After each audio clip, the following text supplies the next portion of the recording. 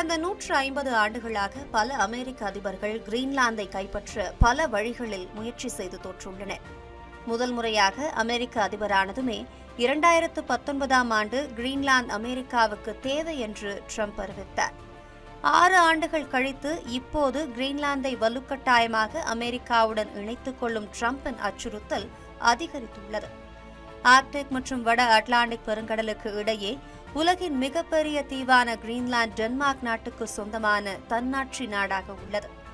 உலக அமைதி ஆபத்தில் உள்ளதாகவும், கிரீன்லாந்தை அமெரிக்கா கைப்பற்றவில்லை என்றால் ரஷ்யா அல்லது சீனா கிரீன்லாந்தை கைப்பற்றும் என்றும் கூறியுள்ள ட்ரம்ப், 2 நாய்கள் இழுக்கும் பனிச்சறுக்கு வண்டிகளால் மட்டுமே டென்மார்க்கால் கிரீன்லாந்தை பாதுகாக்க முடியாது என்றும் விமர்சனம் செய்துள்ளார்.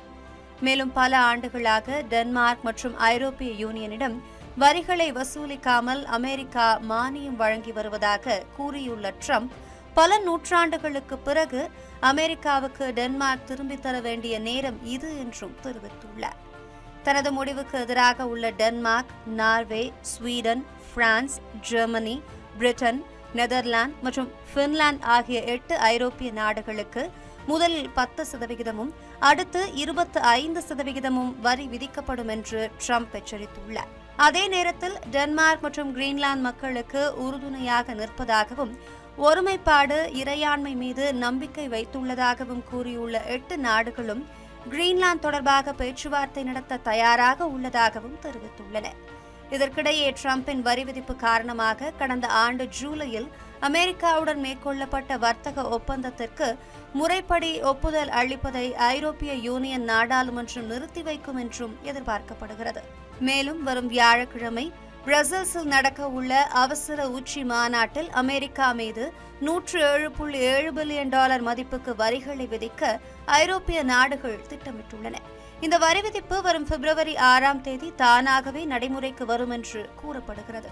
இந்நிலையில் கிரீன்லாந்து விற்பனைக்கு அல்ல என்ற வாசகம் எழுதப்பட்ட பதாகைகளையும் தேசிய கொடியையும் ஏந்தியவாறு ட்ரம்புக்கு எதிராக கடும் பனிப்பொழிவுக்கு மத்தியில் கிரீன்லாந்தில் மிகப்பெரிய போராட்டங்களில் ஈடுபட்ட மக்கள் அமெரிக்கா தொலைந்து போகட்டும் என்றும் முழக்கமிட்டனர்.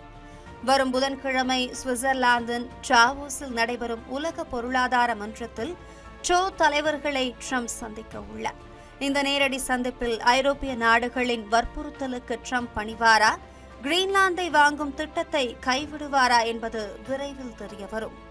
இந்த பண்டிகை நாட்களை முன்னிட்டு வில்லா மனைகளை முன்பதிவு செய்து ஸ்டாம்ப் டியூட்டியில் 50% வரை தள்ளுபடி பெறுங்கள். Premium villa plots across Tamil Nadu from 4.5 lakhs to 3 crores. Wandayar G Square. For details call 8939750009.